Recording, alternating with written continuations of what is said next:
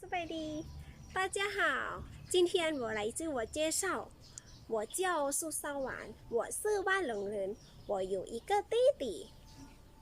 我的爱好是看书、上网和听音乐，但是我不能唱歌。我喜欢跑步、游泳、运动。现在我不工作，我在老挝国立大学孔子学院的学生，我学汉语学了6个多月了。